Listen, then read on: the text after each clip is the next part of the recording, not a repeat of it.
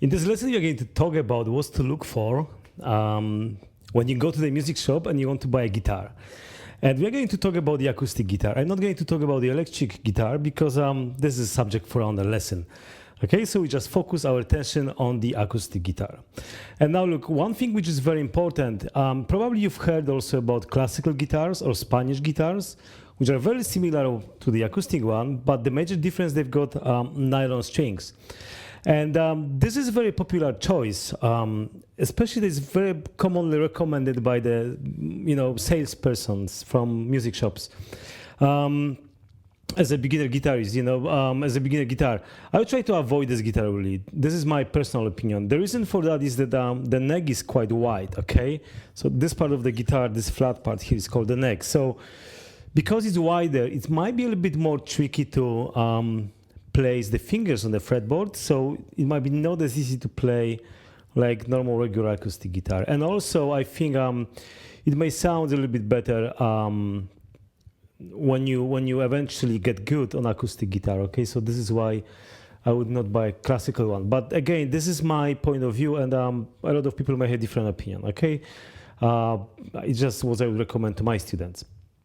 But keep open mind, because maybe you would prefer classical guitar, okay? So look, we call this guitar an acoustic guitar, okay?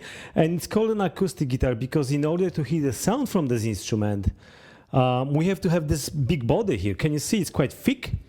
And the purpose of this body is to amplify the sound of the strings, okay? So this is why the body is quite big. We've got this empty space inside, which kind of, when the strings are resonating, all this body resonates and it amplifies the sound of the strings. So it works like a speaker, okay? Like this when you connect something to your hi-fi system and you connect the speaker. This is the speaker basically of the guitar, okay? And now look, this instrument is quite tall.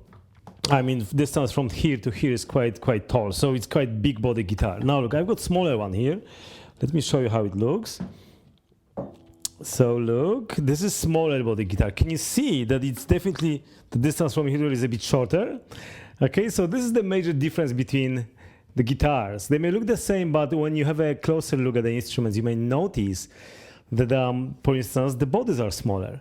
And now, I prefer smaller bodied guitars, to be honest, because it's, for instance, it's very easy to take this guitar for a trip or, whatever, even move from room to room, go to the backyard. So this is why I like smaller body guitars. There is one thing you have to remember.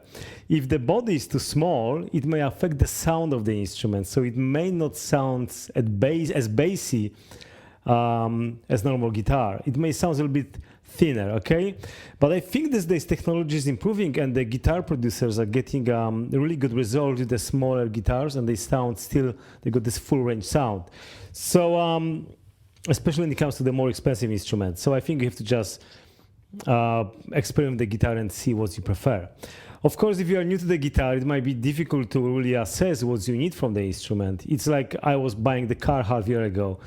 And I don't know, I know very little about the car, but the only thing I knew that supposed to have 4 wheels and this thing where you sit in, right? So I guess when you're buying the instrument, you feel the same way. You go to the music shop, you see all these guitars on the wall, and there is the salesperson that is trying to sell something to you, and not necessarily which is good for you, because they want to make money, for instance, right? So it's very difficult to make good decisions in the shop. The best idea would be to take the friend, who is playing the guitar, or you can ask the person which is selling the guitars to sit with the instrument and play some chords and stuff like this, so we can hear how it actually sounds. Okay, so it might be a little bit tricky to buy the first instrument. But it's also one that you will remember the most, because we're like, this is my first guitar, man. It was so bad, but I love it. This is how it is with the instruments, okay? So the body of the guitar is quite important. So as you see, this body is quite thin. Yes, it's definitely thinner than the other one. So it kind of, I don't have to lift my hand as high as on the other one to place at the top of the guitar. What it means that this hand, we call this the strumming hand, is kind of operating in a more relaxed way. Okay, so the strumming might be also a little bit easier. And also it might be easier, I don't know, beginners like to lean the guitar more towards the body like this, so it might be easier to see the strings, okay, because there's less of something here between you and the strings. So this is probably one of the reasons why smaller body guitars might be a good choice. But remember, you may lose some kind of the sound, especially this lower register sound, the bassy one, okay? So this is the body. Now look, if I sit with the other one for a second, you will see the difference. Going back to my regular body, because there are also bigger one than this. Can you see my hand is a bit higher? So definitely this guitar is bigger. So again, it may have a bit fuller sound, it may sound better, but it might be also a little bit more tricky to see the strings if you have to look at the strings. Because of course, if you are a long-time player, you don't have to look at the strings because this is just how you play it on the instrument, okay? Great, so this is the body of the instrument. Now look, let's talk about the neck. So this part of the guitar that you see here is called the neck, okay? The necks are coming also in different shapes. So when you look at the profile from the back, it looks the same in most guitars, it's kind of round, but when you take this into your hand, you will feel that it's got more timbre or less timbre or it's flat, okay? So again, if the neck is too thick, if you got too much of the timbre in your hands, it will definitely give you better sound because usually a thicker neck will vibrate better. But it will also affect the way how you play the chords, okay? So you may consider how thick is the neck, okay? How much of the timbre you have in your hands when you play these necks, okay? So these two guitars, again, they're quite similar in the design. This one has got smaller body, but the necks are very similar, okay? So look, this is the neck. So this is, of course, the place where you place your fingers in order to play the chords, okay? So what is important here on this neck to have lower action of the strings. So what I mean by the action is, look at this guitar here. Can you see there is a distance between the string and the fret, okay, the fretboard.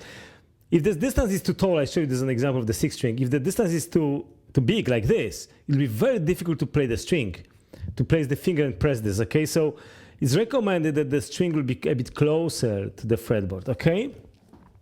So when the strings are too far away, like this, from the neck, it might be very difficult to finger this, remember, because you have to apply more pressure to get proper sound. A lot of guitars have adjustment point. This one have got adjustment point in here. If I remove this piece here, I can get to the rod, which is inside of the body. And this guitar here has access points from the inside here, okay? So again, similar thing, they've got adjustment rod. What does it do? It means you can change the shape of the neck. So it may be a bit bent like this. You can make the neck a bit straighter, and then the strings automatically get closer to the fretboard.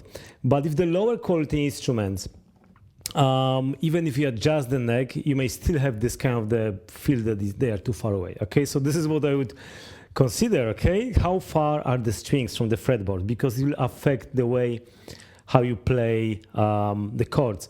The thing is, technology changed in the recent year amazingly. Let's say 30 years ago, if you would buy cheap guitar, it would be a very bad instrument. These days, you can really buy cheap guitars that feels really good. You know, this is just amazing. The only difference is, for instance, between cheaper instrument and more expensive, is that the top part on the cheaper is made from the laminate, for instance. So this is not a real wood, it's a laminate. And this is a real wood. It may sound a little bit different, but to be honest, I've got one guitar with the laminate here at home, and it sounds all right. It's not a big deal. So people will argue that, you know, you can hear these things, you know, and these things. Definitely, you know, you can hear the sounds, like the differences between the laminate top and the wood top. But if you are a beginner, you just want to play the guitar, if you can buy quality instrument for less, and it's got laminate top, it's still fine, okay? So I wouldn't be that crazy about that.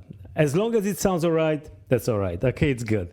Okay, so this is the neck. Now look, this distance from this part here, from the nut to the bridge here, is not always the same in all the guitars, okay? Look, this is how it is on this guitar. I don't have a tape measure, so I can't show you the difference.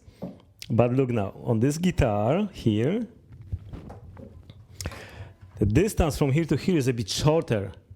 Okay, so this is shorter scale guitar. We call this guitar scale, okay, the length.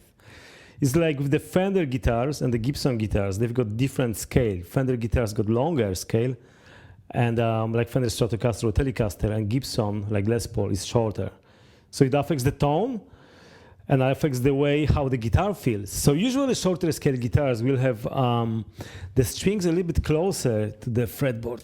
I'm not sure if you can see this one. The action here is quite low, so this is pretty good. So the action is what we call the distance from the string to the fret.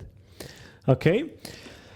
What it does also, when you have shorter scale guitars, the fret spaces are a little bit smaller. It's maybe not that obvious on the first fret, but as you go towards the 5th, 7th, you can see the differences. This definitely, the frets are squeezed more instead of on this guitar when they are spaced more like this, okay? So it means also when you play the chords, you don't have to go too far away, you don't have to stretch your fingers too far away, okay? So this is another thing to consider. The scale of the guitar, okay? On electric guitar, if you have a Fender guitar and, for instance, they've got longer scale, they've got more snappy sound than shorter guitar, okay, scale. So this is just interesting thing, okay? It's always coming down to your individual preferences, okay?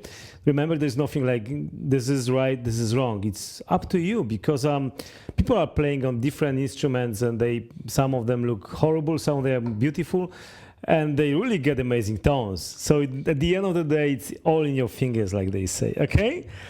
So this is what you may consider also, the scale of the guitar. Now, can you see this thing here? We call this the cutaway. Some of the guitars don't have this. This is basically the kind of, it allows you to access higher frets in an easy way. It might be not something that you might be considering right now at this level when you don't know how to play the guitar, but it looks cool, so why not, okay? Also, on both guitars, I've got kind of electric system here with the pickup hidden in the bridge. So it means I can connect the guitar through this part here. There is a socket here. Oh, can you hear this? I've got also the hole here. This is my old guitar. Maybe I'll show you this on the example of the other one. Yeah, this guitar went through a lot of stories and situations. So look, can you see I've got the socket here? Actually, I've got two sockets on this guitar because I've got two pickups. One is here and one is here. And I've got my control system here. Can you see at the top? When I can control the sound coming from this instrument. So you can connect this guitar to the amp, for instance, okay? And you can amplify the sound of the guitar. And what is cool in this guitar, for instance, if I press this, can you see these lights here? Oops, yeah, like this. And if I play the string, it's telling me how far I am from normal tuning. So I can tune up this guitar using this system.